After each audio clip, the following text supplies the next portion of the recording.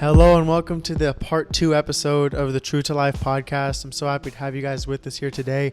I'm joined again with Mr. Anirudh. Man, this is pretty exciting to kind of see, the podcast and everything like that come full circle to have him back here with me. So this is going to be really, really cool. We're going to dive into a couple of separate topics, circle back on a couple things that we didn't just get to finish discussing in our first conversation, and just kind of see where things go. But, first off, Ani, super happy that we're able to, join forces again for another episode. Totally. I mean, thank you for having me back. Really enjoyed our first experience on the podcast together. Obviously, that was coupled with a great event that we hosted that day. And, I'm excited to do this one and hopefully more in the future. So I do want to start off by saying congratulations to you. As most of you guys probably know at this point, Nanik just shared his recent commitment to Dominican University, a Division II program out of San Rafael in the North Bay. Super excited for you. I know you're going to go out there, attack that journey with the same vigor that you do with everything, and I'm sure there's nothing but successful memories coming for you in the foreseeable future. So props to you. No, absolutely. I really appreciate it. I mean, I'm still thinking about the event that you held over in San Jose, man. It's still with me as far as connecting with all the kids, and some of them are even following me now. I've messaged a couple of them still to create those relationships and connections, and something we're going to dive into later in this episode about the importance of making connections. And I feel like that was a really special event, and bringing it up, I mean, that was like the marker of when we started this, and with the first episode. I'm almost at like 10 interviews already, and it's cool to see things come around, and it's something that we can continue collaborating and continue working. So since last time we talked, where are things at? Like, where have you been at with things?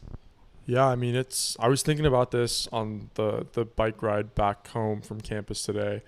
I believe our first conversation was February 11th, and I kind of ran myself through the 3-ish months that it's been, almost to the day, and it's May 12th, right? The 3-ish months that it's been since then, and honestly, a lot of crazy things have happened in a good way. First and foremost, I turned 20. That was right after we posted that podcast, which was great.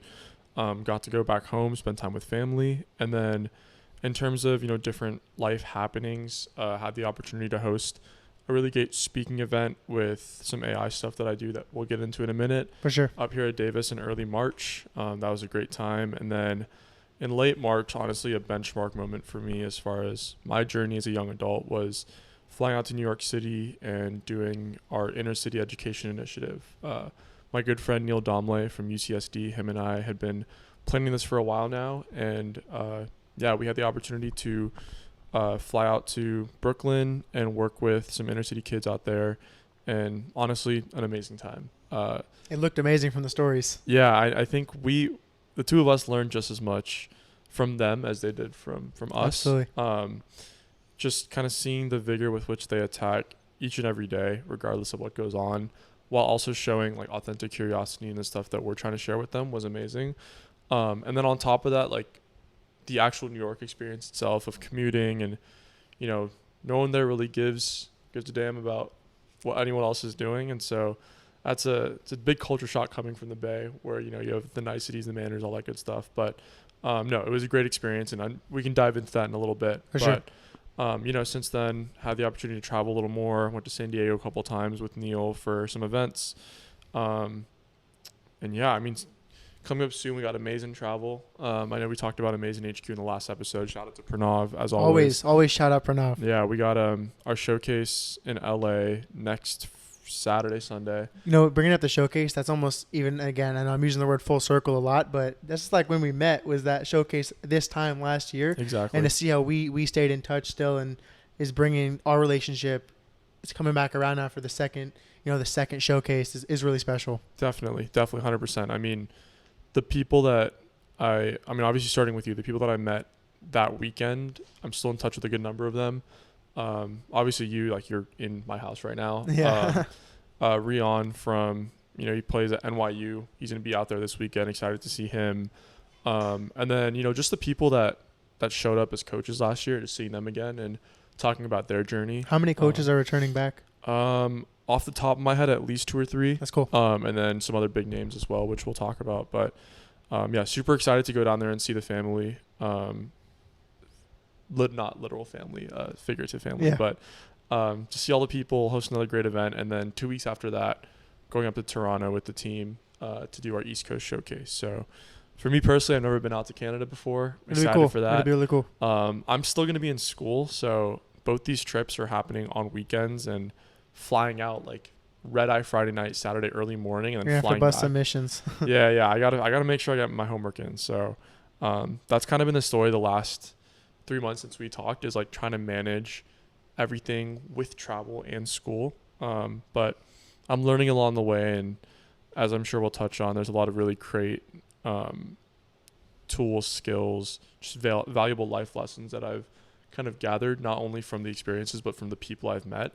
And I'm excited to take those forward and hopefully share them with other people through platforms such as these. No, absolutely. And I mean, I remember last time you mentioned the Amazing HQ Showcase round one. There was a lot of hectic travel. Yeah. We don't have to go all the way into that, but hopefully this second time around is more smooth. And this being like Pranav, Amazing. There, you guys' second run through doing this. Hopefully things run pretty smooth with that. Yeah, and I do want to say, as I said last time, all the credit goes to the actual Amazing team. I'm kind of a figurehead in a sense that I've been a part of Amazing for about 3 years now, which is a lot longer than everyone else except for Pranav. And he's done an absolutely phenomenal job of building that team out, creating an actual business model, everything, and now they're doing amazing things. I'm just grateful to be along for the ride. So super excited to see how this year goes. As you mentioned, a lot smoother than last year. I'm flying, which is a lot nicer than what we did last year. So I'm just thrilled to see how that's grown from a little idea that Pranav and I talked about when I was in a freshman dorm to seeing all the amazing people that are part of it now and to what it is today. Absolutely. So to segue, and you brought it up a little bit in the beginning, but so AI, you're hearing a lot about it now, especially with all this chat GPT, a lot of AI stuff being thrown around, and students are using this now to let's be real, they're using it to help write essays and finish homework and stuff like that. So you're seeing a lot of AI stuff being thrown around in student life and even the college life as well. So I wanted to kind of use this platform to kind of bring a little bit of education around AI and what the importance of it is and how we can help be more knowledgeable, and kind of just speak to that a little bit, just so us as student athletes, or more broadly anyone listening, can get a better grip of what's going on in this world of AI. Yeah. So before I launch into kind of the specific things I do, the reason I laughed is because I did not tell Nanik this, but tomorrow I'm hosting an event. It's a case competition. Essentially, it's like a Shark Tank style pitch event where teams pitch a product idea to a panel of judges. And the prompt for the event is using AI to enhance the student experience. Oh, wow. Which is exactly what you just talked about. Yeah. And specifically from the student athlete perspective, one of my housemates who's in the room right now, he runs the sports analytics club here. And they're competing with a product that specifically is for student athletes and just students that are looking to, I guess, better their physical state. So I guess that's the starting point we can launch into, because obviously It's a student athlete podcast. Just AI, ML, and that whole world is really being integrated into everything you can think about when it comes to sports. When I was out in Brooklyn, one of the teachers for the schools that we worked with was a former G League player with the Westchester Knicks. And he told me that in their practice facility, they had all of these cameras all over the practice facility, and it could track everything about your workout. And then it would give you a full data visualization of your workout. That's crazy. Pain points that you need to work on, places that you did well in the workout, et cetera, et cetera. And he's talking about 5 or 6 years ago, right? And so you can only imagine how much better this technology is improved and how much it's going to impact the student athlete life. So another great experience that came out of Brooklyn was I had one of my best friends, Taj Phillips, a point guard at Puget Sound University, talk to the kids virtually about how technology is affecting basketball and his career as a basketball player. And along with the training apps and all that stuff, he talked about how analytics specifically is changing the game, right? It's no debate that the whole 3-point movement, the small ball movement, is all driven by analytics. And as we continue to develop models that are better and better, a lot of these analytics platforms are driven by AI models. And the analytics too can be transformed to all sports, not just basketball. I know we're both basketball players, so Yeah. that's how we think of things. But you can even see volleyball, baseball, football. I mean, these technologies and stuff are being used across the board. Yeah, I mean, not even just sports, right? It's going to be touching everything. So For sure. that kind of moves into some of the things that I do. So one of the organizations that I'm super grateful to be a part of is called Humans for AI, global nonprofit founded in about 2017-ish. And our mission is democratizing artificial intelligence. So what that means is increasing AI literacy opportunities, accessibility, and equity in the field. Because it's no secret that the tech space is generally male dominated and not very diverse at that. So that's something that we try to do. And something that's very important to understand is that as technology becomes more and more important to our everyday lives, it's important that, or not even important, it's imperative that the teams that manage these technologies and create these technologies are just as diverse as the world around us. Because if not, we're going to be getting biased models. We're going to be getting people who just don't know how to implement the technology in an ethical way. So, for example, one of the student groups that we worked with at Paul Robeson High School in Crown Heights, we had an amazing conversation about facial recognition. And, some of the concerns about the use of facial recognition, especially with government and police force, is that certain models aren't trained on data sets that are particularly diverse. And because of that, the models inherently are biased and specifically towards marginalized populations in that, they misidentify people of color more than they misidentify white people.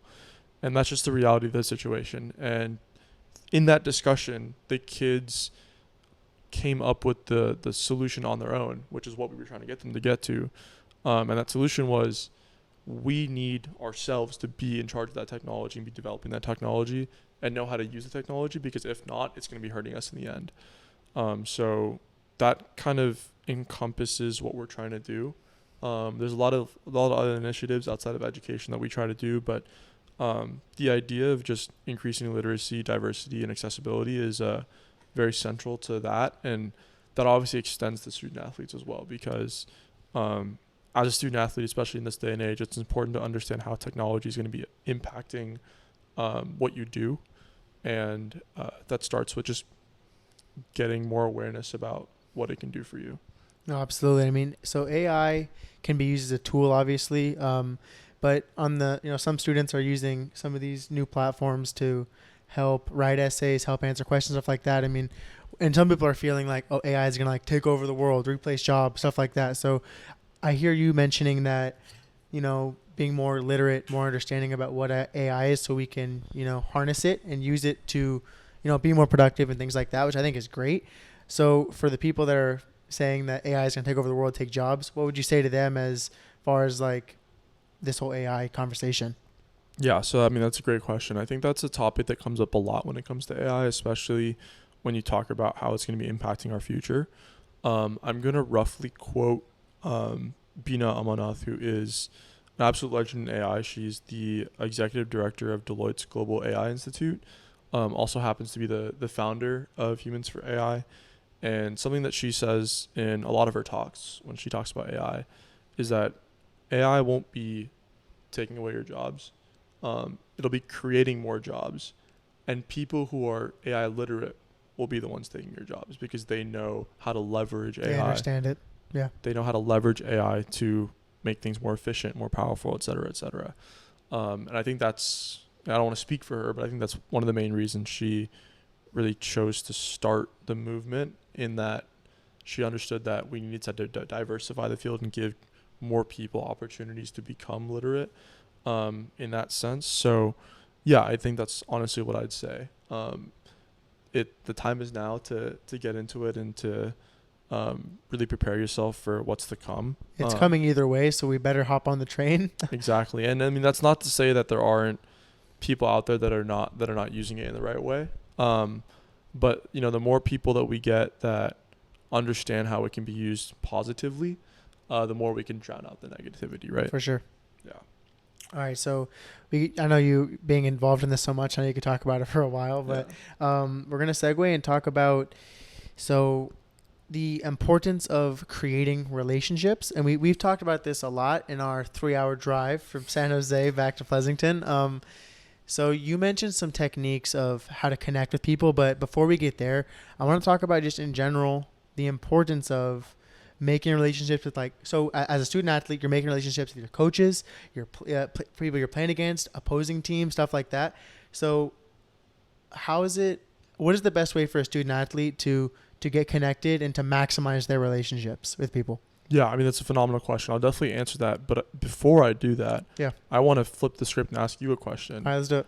How do you think your ability to create connections has impacted your journey as a basketball player, whether it be recruiting, different opportunities as far as like interviewing people, or anything that you've done as a basketball player and a student athlete? I'd like to hear your answer. Absolutely. I appreciate you flipping the script. So honestly, I would credit so first off, you and me relate in the way that we like to bring people together and create relationships. So right away we can relate on that. And I've found that all of the relationships that I have, people that are in my inner circle, all come from basketball.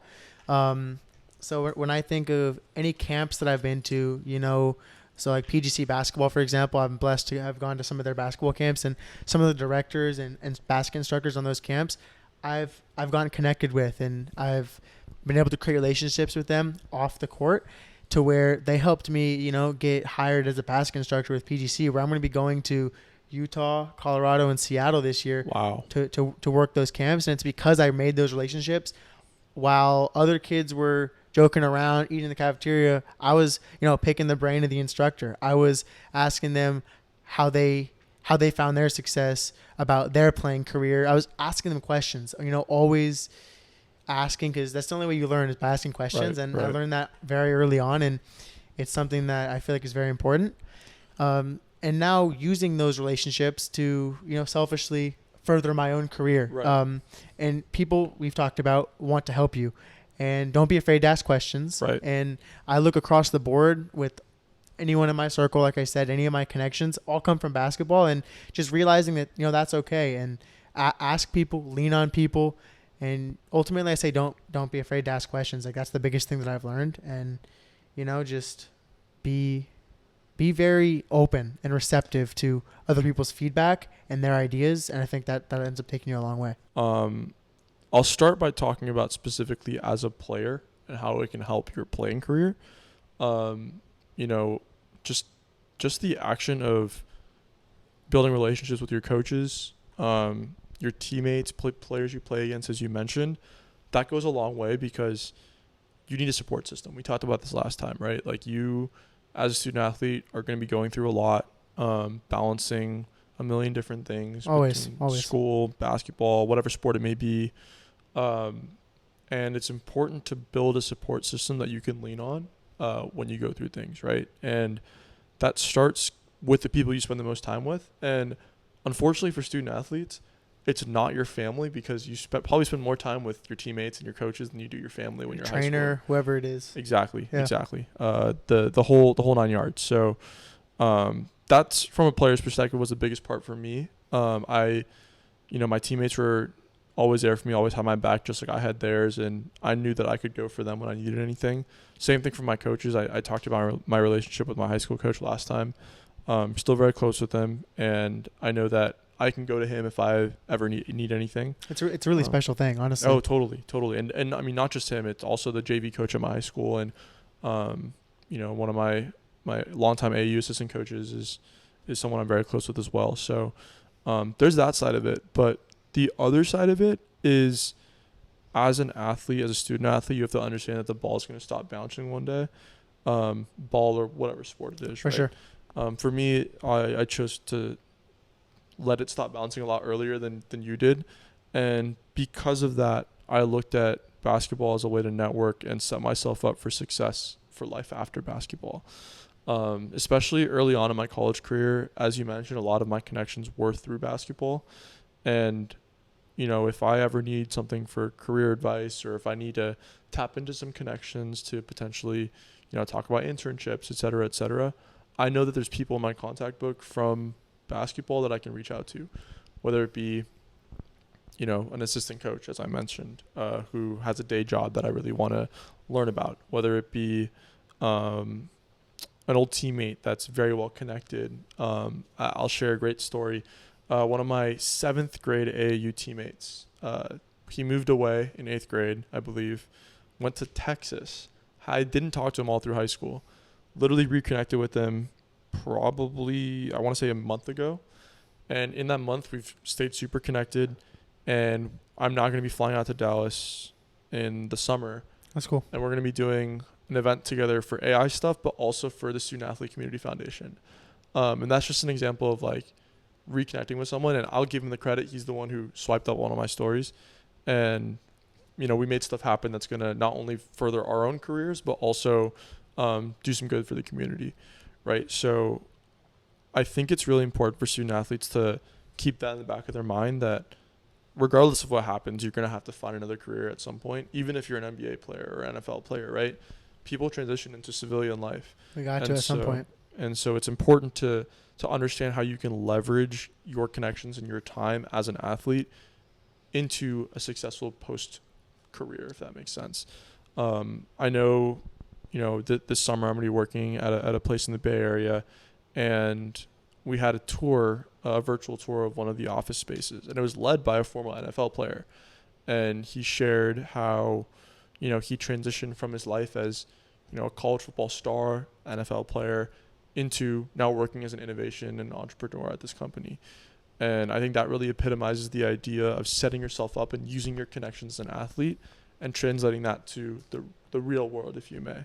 Yeah, you see a lot of professional athletes make that natural progression into business and all the relationships they made. So just take that concept and that idea of what they're doing at the professional level, and we can take it back down to where we're at. Like Exactly. You meeting everyone that you did through high school basketball, club basketball, but then you made that transition, and then now that you were, say, off the court, all the people that you've met now through the AI student collective, whether that be through your nonprofit, things like that. So it's really important to, the question that I wanted to ask you is how much further behind would you be if you didn't ask questions and if you were afraid to talk to people? Oh, I wouldn't be anywhere. Like, I couldn't even imagine it because right? I think it's tough because I'm just naturally extroverted. For sure. And you are too. Like, we enjoy asking questions. We enjoy making that connection. And that's, I think, a big part of how I define myself is just the hunger and the drive to start a conversation and meet new people and learn about their experiences. However, with that being said, I don't think that specific aspect of it is necessarily imperative because, again, it's a personal difference, right? Like, some people are introverts, some people aren't. Like, walk into a big room and ask everyone a question. However, the important part is making the connection, right? And that doesn't have to be through throwing yourself into these big networking events. It doesn't even have to be a conversation in front of a whole bunch of people. It can be pulling a coach to the side or pulling someone aside and just talking to them, ask them anything. Ask them where they went to high school. How was their transition in sports?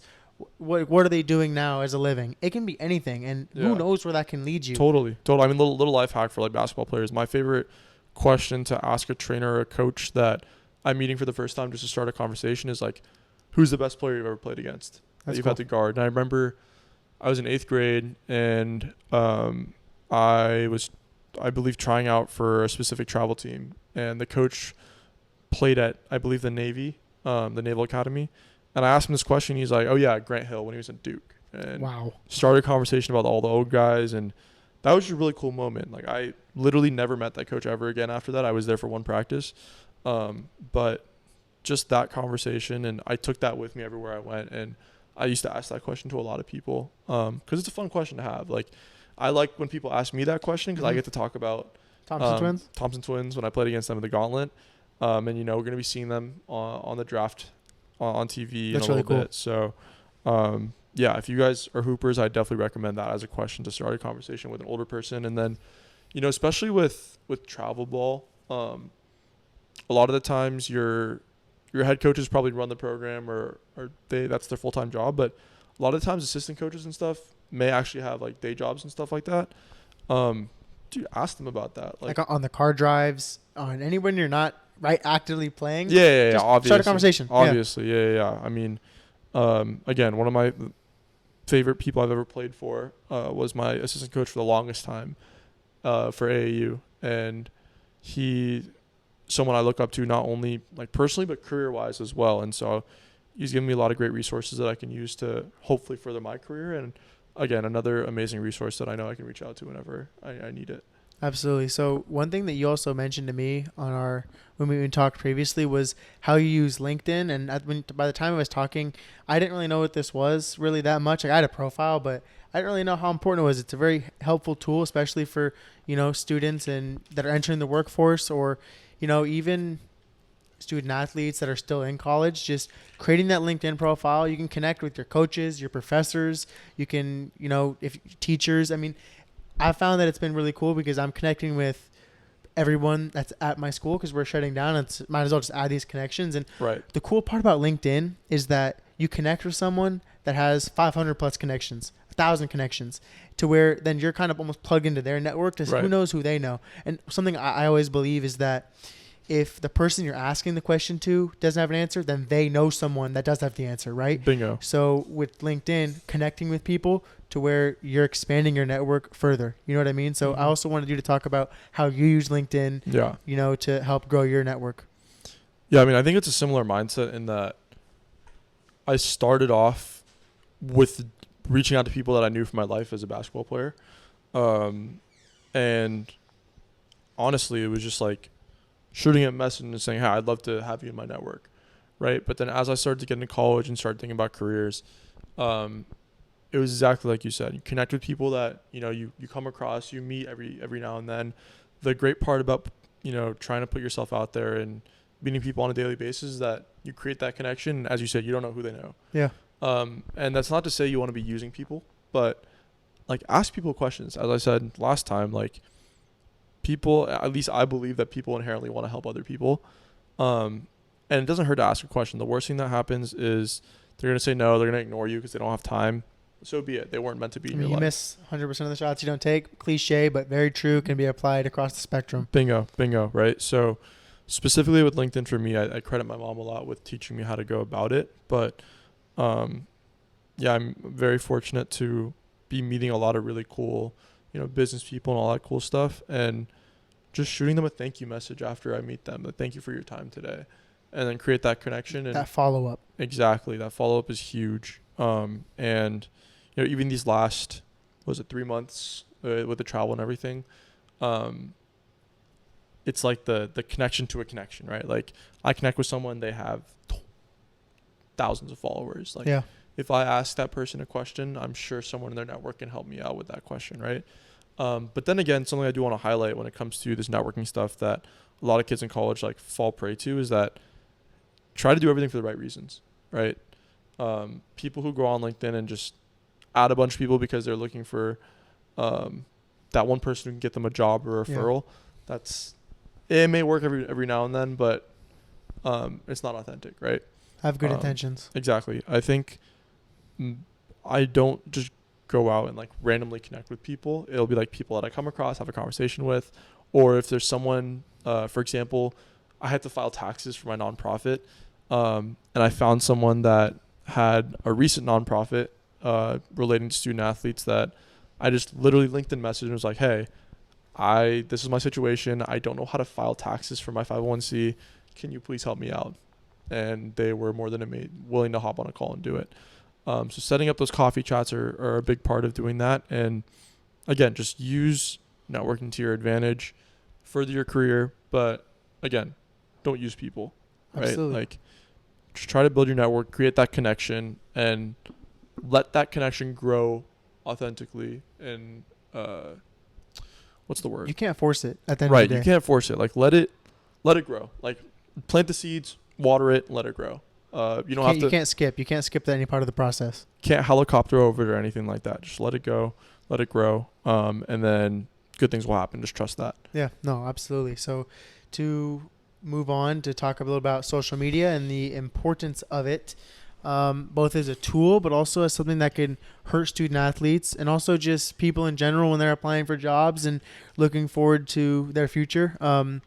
social media can definitely be used as a tool in the sense that, like we've been talking about, for networking and getting to know people, and just DM someone, just message them. It can also be a tool for sharing the work that you've done, what you've accomplished. The places where it can really become a hindrance would be on if you're posting things that, would an employer would not like to see, if you're going out partying, doing all this and that. If you're doing that, make sure you're not putting that out for the whole world to see, because that can really have negative implications for your future. So what have you found to be, some of the pros and cons of social media, and why is it so important for student athletes to realize it's so important? Yeah, I think with student athletes specifically, it's important to know how you can leverage social media to your advantage. It's no secret that in today's recruiting landscape, creating a highlight tape, posting stuff, and sending it out to coaches is the way to go. It's major. As much as I'm not the biggest advocate for Twitter, a lot of recruiting happens on there. And it's posting, reaching out to coaches, tagging coaches, doing as much as you can. Don't discount emails. Like, I shot so many emails when I was going through the recruiting process. Be very proactive. Be very proactive with all that. So use that side to your advantage. When you're transitioning to not play anymore, as I did, I used it as a way to get people involved with things that I was doing, or, share opportunities for students to get involved with. And also like fun stuff about life, et cetera, et cetera. It's a good way to meet new people, all that good stuff. But to your point, there is that bad side. Yeah. Right. So being smart with how you use it is very, very key, especially as a student athlete, because you have an extra microscope placed on you. Something that my coaches taught us when we were in high school was, as soon as you become part of any team, you're automatically representing more than yourself. Yeah. Right. Like, when you are walking the streets of our town, like, you're representing our basketball team. Right. And same goes for social media. When you're posting on social media, you are posting as the basketball team. Right. So that's the first thing to understand. Like, your actions have implications. Yeah. And if you post bad actions, it reflects badly not only on you, but your teammates, your coaches, your athletic director, your principal, your whole program, your whole school. That's one thing. The other thing is knowing how it could affect your specific future, right? So, like, the first point was more so like the humanitarian view, like how it affects other people. But you specifically, all this stuff can come back and bite you, right? Like, being very, very cautious with what you choose to share and what you don't choose to share is imperative, because you never know what's going to come back and bite you. As you said, it may be when you're still playing and something you posted becomes of trouble and, you get suspended or whatever. It could be after you're playing. As an employer is doing a background check, they come across a questionable post.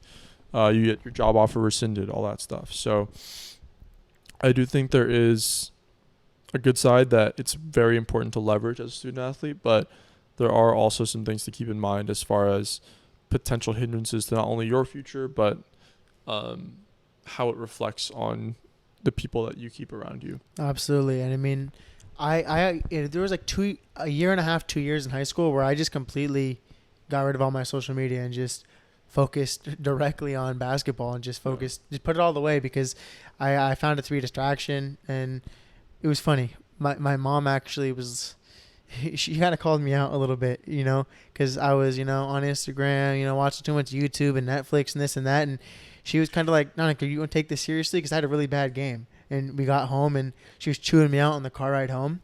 And I remember getting home.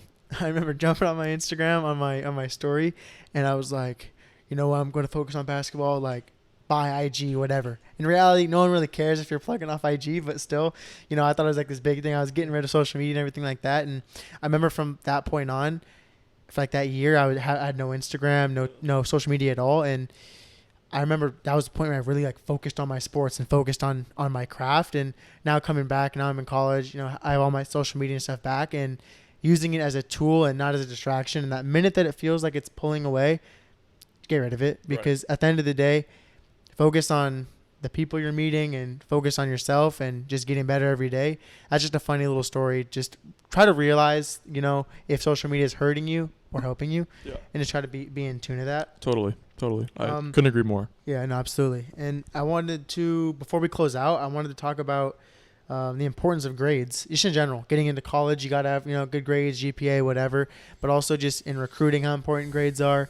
Um, you know, it can be tough because, you're trying to, perform in your sport, but then also you really want to, you have a test the next day, stuff like that. So, grades can be tricky, but I would say, grades are a big reason why I'm here today and why I have the opportunities that I'm, able to achieve is because of my good grades. So I wanted to ask you, why are grades so important for student athletes? Yeah, I mean, there's multiple levels to it, right? I mean, if your goal is to play college basketball, there are certain thresholds that you need to be hitting in the classroom. Even just to play at the high school level, I think the statewide rule is a 2.0. I know a lot of schools do 2.3 and no Fs. I believe my high school was 2.3 and no Fs. For me personally, that's pretty low. No, I think it should be C's at least, right? Yeah, at least. Which is that not a 2.0? I think that might. I think that might be a 2.0. I think B's. Honestly, in high school. Yeah. In high school? I think that's up for debate just because of how different grading scales can be across districts. If your high school does have like tutoring and stuff outside, where some schools don't, so I completely understand. But teachers, hopefully, you have a good teacher, are willing to work with you outside of class too. So just put the time in. No, please continue. Yeah. I mean, there are that's the number one baseline. If you're not hitting that, you gotta really reevaluate where you are. But the next step is actual recruiting, right? When you get to the college level and reaching out to coaches. For me, it was a little different because my goal was to play at some of these high academic schools. Just for reference, the only schools I really wanted to play at and continue my basketball career at were schools where you needed over a 4.0 to even have a chance of getting in. Yeah. So for me, it was important that I kept that high mandatory GPA, right? But if you're looking to go to any D1 school, you have to be an academic qualifier. Any D2 school, any D3 school, NAI, whatever. Any NCAA, honestly. You have to be an academic qualifier regardless. Now, there's other levels to it in that, if you're not going to be the number one option on your team and you're going to be more of a back-end bench guy, it's even more important that you have a high GPA because you need your team GPA to be high for a multitude of reasons, right? There's certain awards you can get, certain grant money, you can't be a liability for your coach. Right, you can't be a liability. Also bonuses and stuff for the staff, but it's important that you have a high GPA just because you're holding down the fort because that's the commitment you made when you came to college. But again, going back to what I said about the networking side of things, the ball's going to stop bouncing someday. Yeah. Right? And it is true that your grades in college may not be as important as your grades in high school because, unless you're going to grad school. But I'm saying that just because, you're not trying to get into college.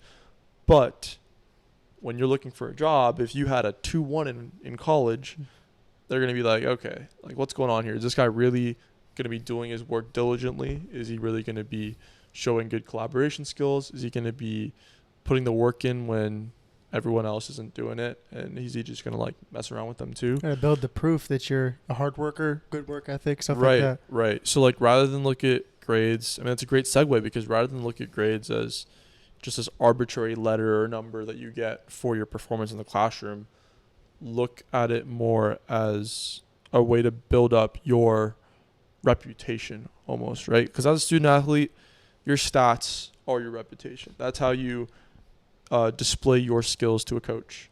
It's how you display your skills to other people, right? This is what I do on the court. I'm a leader. I average this much, et cetera, et cetera. That same thing applies to the academic world and the work world as well, right? If you can show that you're a hard worker, a good leader, just due diligence on all your work, it's probably going to translate to your classroom and the grades that you get. Now, I'm not going to sit here and say that grades are a direct reflection of absolutely your merits as a person because they're definitely not. I've seen so many people with not great grades, but amazing person. Right. Outside of that, and I'm totally agree with that statement. They're definitely not 100% correlated. Yeah. However, the reality is, your grades are going to reflect what employers may look at.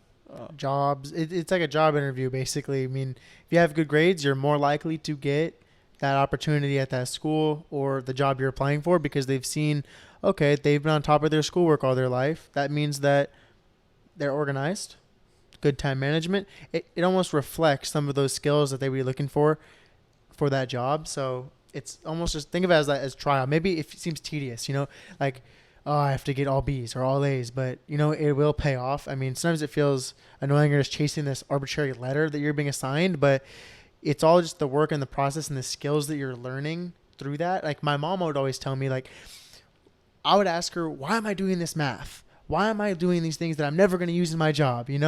And she would always tell me it's about the process of learning. It's about the process of fighting through and struggling. It's not necessarily learning how to do these super difficult math equations. It's about challenging and having your brain grow. So that always helped me in terms of not necessarily chasing the letter, but chasing the process. Yeah, no, totally. I think you hit the nail on the head right there in that it is more about the process. But again, it's also a good reflection of how you treat the process because that process comes into everything you do in the future. No, absolutely. Yeah. So in this episode, we were able to kind of cover some of those topics that are helpful for student athletes, but more broadly, I just appreciate the time, and I kind of wanted to ask you, before we close up, what do you got going on this summer? Yeah, so I'm gonna be working full time in the Bay. I'm very excited for that Internship, right? Yeah, so it's cool because I think the first time we spoke, we drove by it, right? Yeah, so that was a little cool moment, but I'm excited because I get to live at home and commute every day. So, spend time with the family. My sister's going to be a senior next year, so helping her with college applications is going to be a big part of the summer.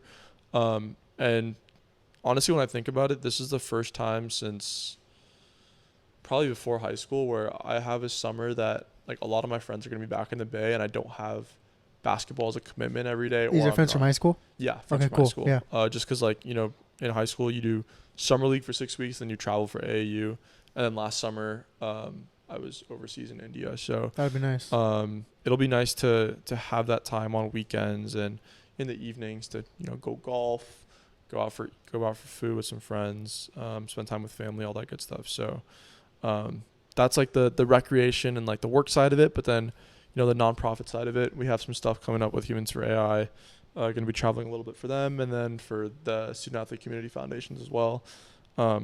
Have some kids at my high school that want to do some stuff, maybe some free camps or some charity camps here and there, and then that event in Dallas as well. So amazing. Should be exciting, and then I really hope that we're able to do another episode maybe midsummer. I'm thinking, for sure. Yeah, and then or mid or end of summer, kind of checking back out where you're at. Check back in, and I definitely want to hear about your process preparing to transfer to Dominican. Yeah. But yeah, wish you all the best. Thank you again for having me. Can't wait for our next episode together. Absolutely. And I'm gonna have a busy summer as well with the camps and training, getting ready for my first year actually playing, which we can dive into next time because of course it'll be next time with this guy. So again, Ani, thank you for the time again. We're about to watch the Warriors and Lakers take it on, and this episode is going to be released next week. We're recording this May 12th, Friday. But I just want to ask you a little fun question. Who do you have winning the finals? It's a good question. If you had to pick. Shoot. I'll just be a homer and say the Warriors. Yeah, defending champs, you can't go wrong with that prediction. You gotta believe, right? Just for reference, tonight's game 6, so we're down 3-2. Yeah. But we'll see. Joker looks really good right now. No, he is. So he's playing it on a different level. He's playing out of his mind, but it's just really cool to see good basketball. I mean, a lot of these guys are older now. The guys that we grew up with, so kind of seeing the end of that transition into the new era with Embiid, Tatum, Luka, all those guys. So that's exciting. It's a very fun period for NBA basketball. Also, being in college at this time is perfect because every night there's any game, whether it be basketball. We watch baseball in this household. What else? We watch football, obviously. I watch golf every now and then. I watch the Premier League for soccer. Whenever there's some game on, we throw it on the TV, open the door. Any one of our friends is welcome to come. We'll make you food. We'll buy you food. Come through, have a good time, watch a game. It's a great time to just be at the house and watch some sports. Now you have a great setup in here. YouTube listeners, we're in his apartment right now. Really cool, really cool spot. So it was awesome we were able to get this in and, make it happen. And there will be a part 3 later this summer, which I'm really excited about. I've been saying closing thoughts for the last 15 minutes, so I apologize for that. Do you have any, final words or anything you want to leave the audience with before we close out? Yeah, I think last time I went super, super deep. I don't think I'm going to do that today because I think we are running a little bit over time. But I think the biggest piece of advice, or just like the biggest lesson I've taken away from the last couple months, is the importance of getting back to the basics and staying grounded.